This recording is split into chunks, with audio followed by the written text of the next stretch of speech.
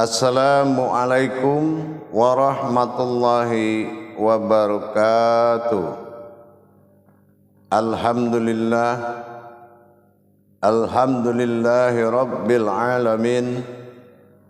Assalatu wassalamu ala asrafil anbiya'i wal mursalin Sayyidina wa maulana Muhammadin. Ashhadu an la ilaha illallahul malikul haqqul mubin wa ashhadu anna Muhammadan abduhu wa rasuluhu was-sadiqul wa'dal amin. Wa tahirin wal mujahidin amma ba'du.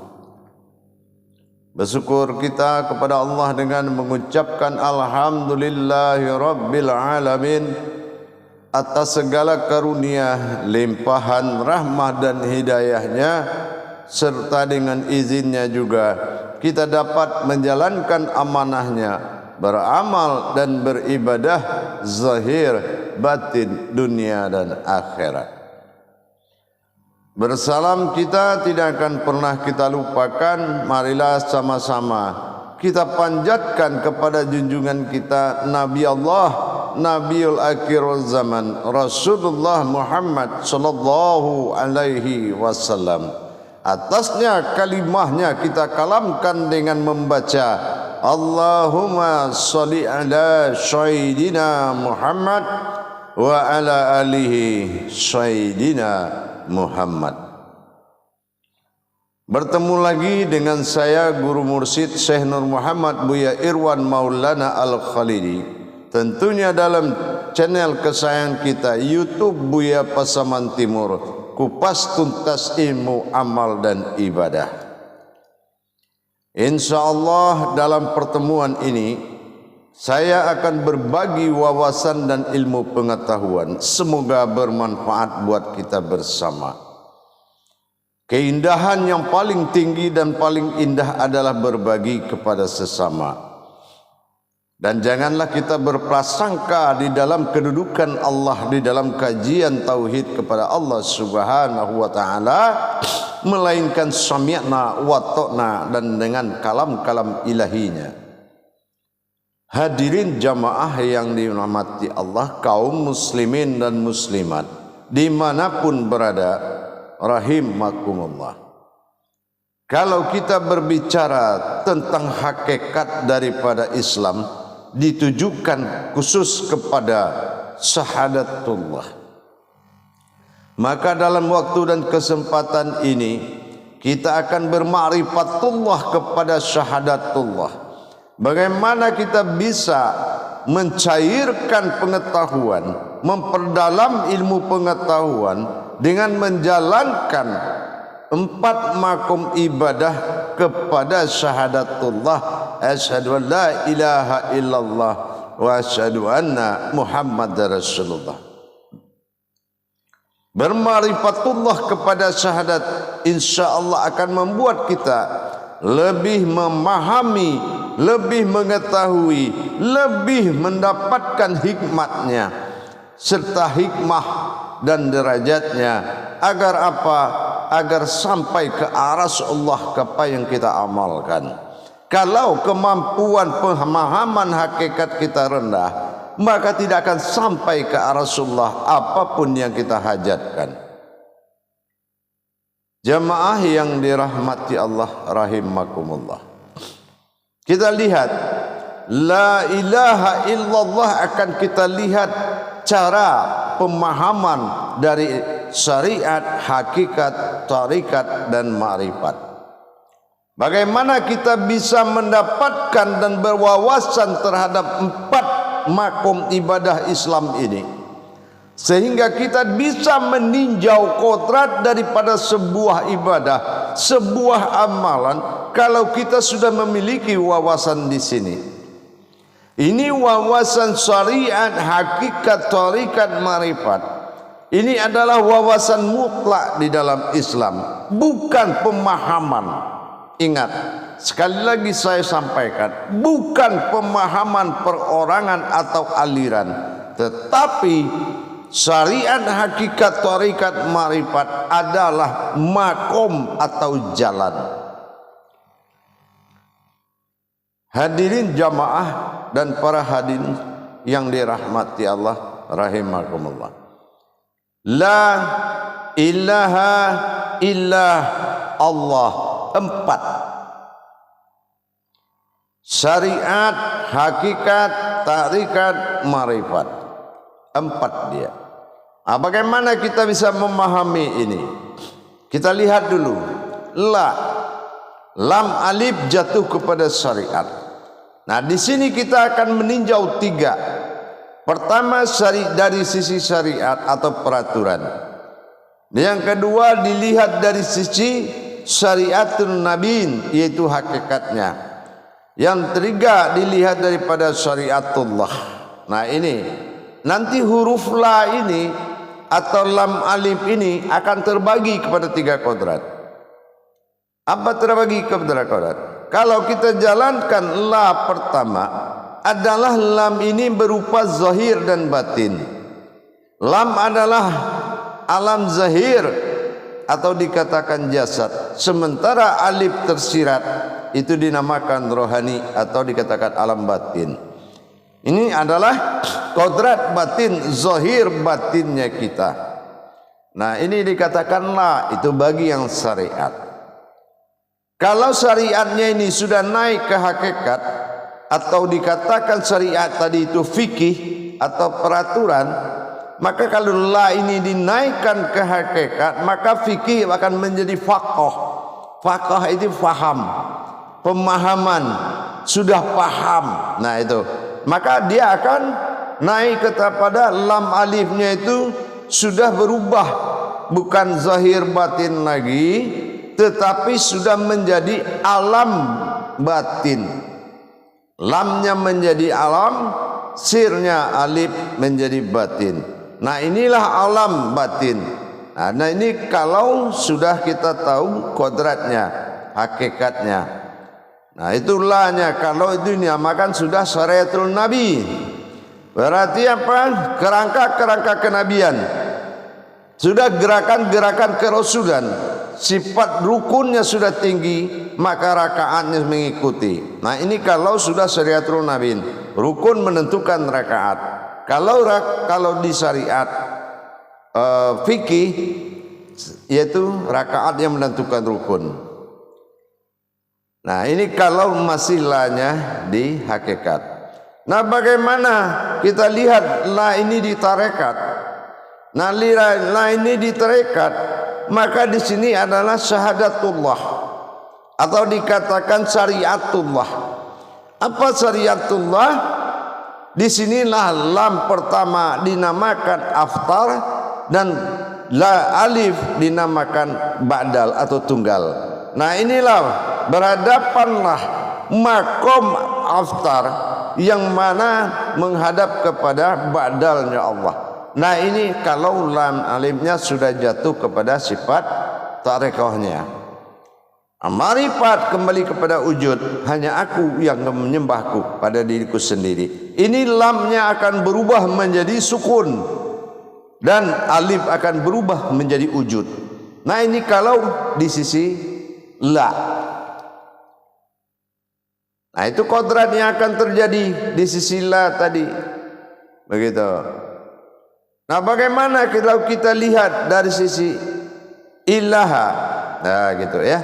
Nah, kita lihat di sisi ilaha lagi. Tadi ada syariat, berarti hakikat ilaha. Nah, ilaha. Nah, ilaha ini kita tahu kalau ilaha ini sifat nyata bagi Allah. Apa yang dikatakan sifat nyata, itulah yang dikatakan hakikat. Ya, hakikat. Bagaimana kita bisa menyatakan keakuan Allah pada dia? Nah, ini hakikatnya. Jadi bagaimana kita menyatakan keakuan hakikat tadi? Diri yang hakikat itu ia adalah Allah fi batin wa Allah fi zahirun. Bagaimana dia muncul kepada sifat zahirnya. Nah, kalau zikir hakikatnya jatuhnya kepada hu Allah.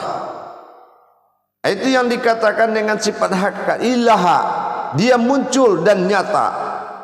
Nah, sifat nyata bagi Allah ya dari hakikat hu Allah.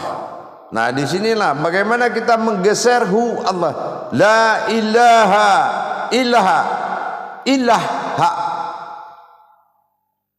Nah, ini dikatakan alif alif.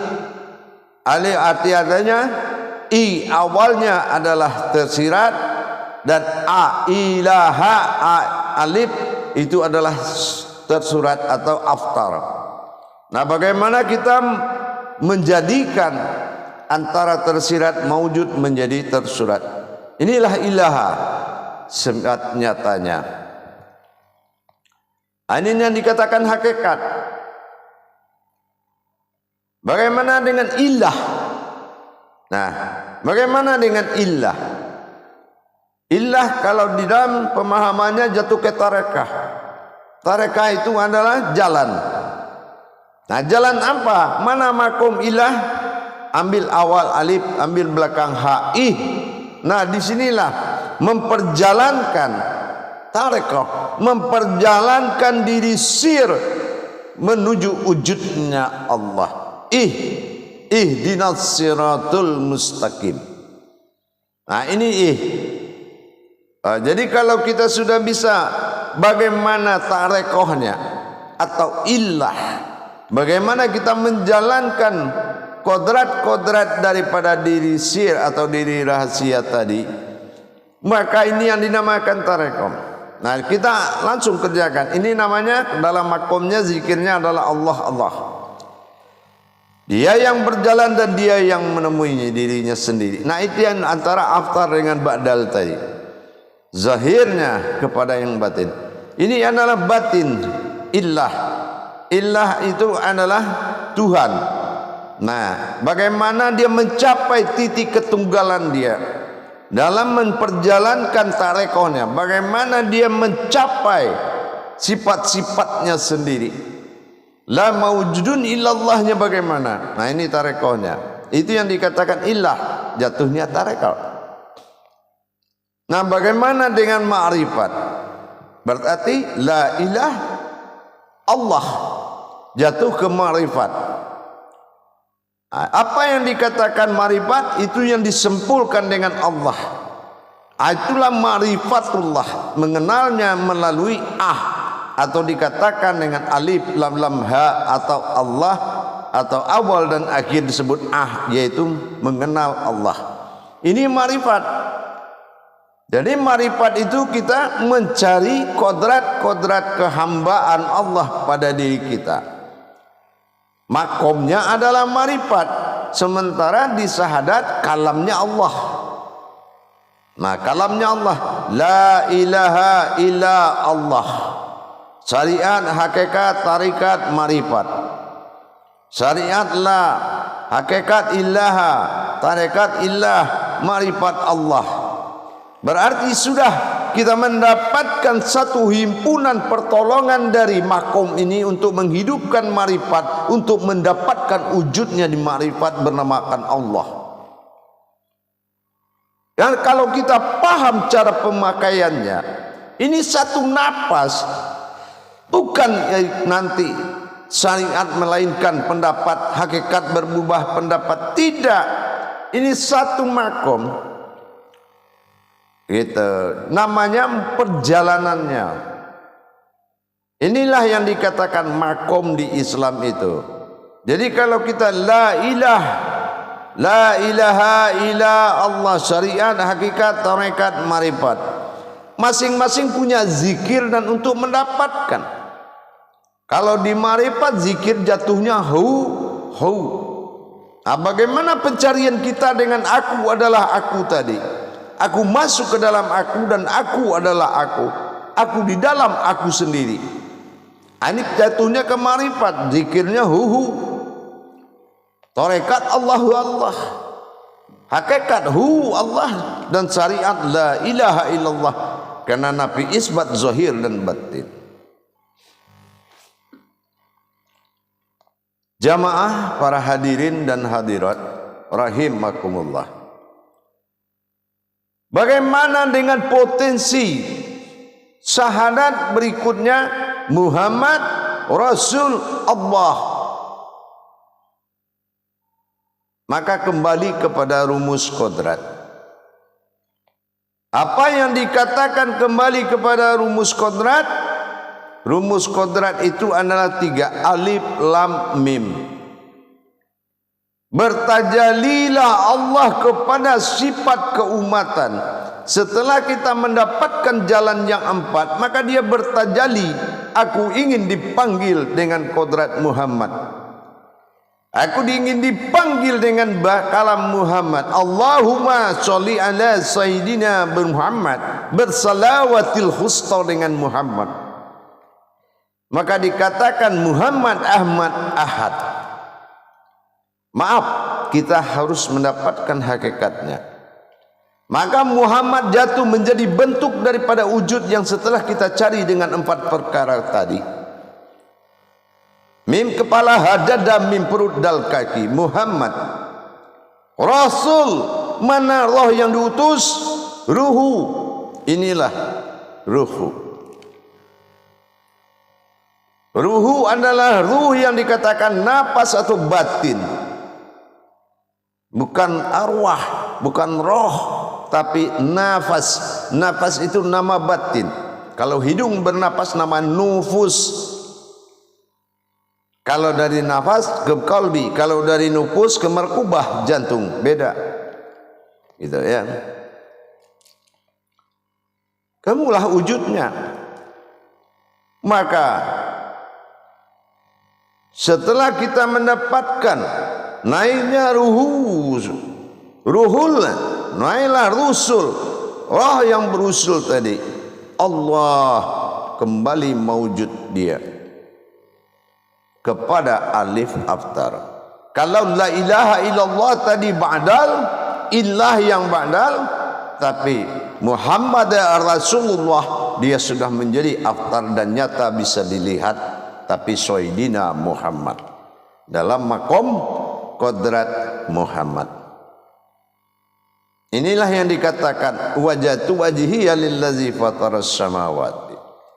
Muncullah wajahnya dalam kodrat Muhammad. Itu yang syahadat ahad menjadikan satu batang tubuh, namanya batang tubuh hakikat Allah dan Muhammad. Inilah yang dikatakan jatuh kepada sifat jasad disebut laha, jatuh ke sifat rohani disebut lahi, dijatuh ke sifat rabbani batin bernama lahu. Inilah kodrat-kodrat alif di dalam diri kita. Kodrat A, kodrat I, kodrat U. Jamaah hadirin, kaum muslimin dan muslimat dimanapun berada. Jadi begitu kita untuk mendapatkan kebenaran la ilaha illallah, tidak hanya bisa kita sampaikan begitu saja, harus kita melakukan tauhid, berhubungan, tafrid, mengalami, tajrid, merasakan. Bagaimana kita berhubungan dan mengalami serta merasakan? Tentu dengan kita mengerjakan ibadahnya, zikirnya. Kalau kita tidak paham zikirnya, memasuki makom-makom syariat, hakikat, taurikat, ma'rifat, bagaimana bisa syahadat itu akan wujud? Bagaimana bisa dengan hanya mengaku kamu masuk surga? Bagaimana bisa dengan mengaku kamu sudah bertuhan? Kita bukan non-muslim mu'alaf, Islam kodrat. Tidak hanya dalam bentuk pengakuan, tapi harus nyata bertajali. Nyata tauhid, berhubungan, tafrid, mengalami, tajrid, merasakan. Syahadat menyatukan, syahadah langsung ahad menjadi satu. Ihram tidak hanya cukup diakui dan dikatakan. Syahadat bukan ikrar, syahadat bukan ikrar, tapi syahadat adalah kalimatul haq. Syahadat adalah kalimatul haq, kalimat yang nyata dan hidup. Inilah yang harus kita saksikan. InsyaAllah para jemaah dan hadirin, mari kita selalu meningkatkan pemahaman, kita tingkatkan pengetahuan kita terus. Semakin kita tinggi mendapatkan derajat pengetahuan hakikat di jalan Allah, semakin tinggi pemahaman kita. Jangan terlena dengan masa lalu, tapi hadapilah masa depan. Di situ ada kodrat-kodrat Allah yang menunggu. Jamaah yang dirahmati Allah, insya Allah dengan kita tawaduk, dengan kita benar-benar bertajazus, dengan betul-betul kita mentadabur, insya Allah akan bertemu jalan hakikat yang sebenarnya. Tergantung kembali kepada hati kita. Kalau niat kita memang bermukarabin kepada Allah, Allah pasti buka jalan. Tapi kalau hanya ingin tahu dan punya ilmu kebatinan, itu tidak akan pernah kamu diijabah oleh Allah. Demi Allah, Allah bukan perintahmu, tapi kamu adalah perintah Allah. Insya Allah, mudah-mudahan sama-sama kita jalankan ibadah ini. Mudah-mudahan mabrur ibadah kita, mustajab ilmu kita, barokah dunia dan akhirat. Akhirul kalam, wabillahi taufiq wal hidayah. Wassalamualaikum warahmatullahi wabarakatuh.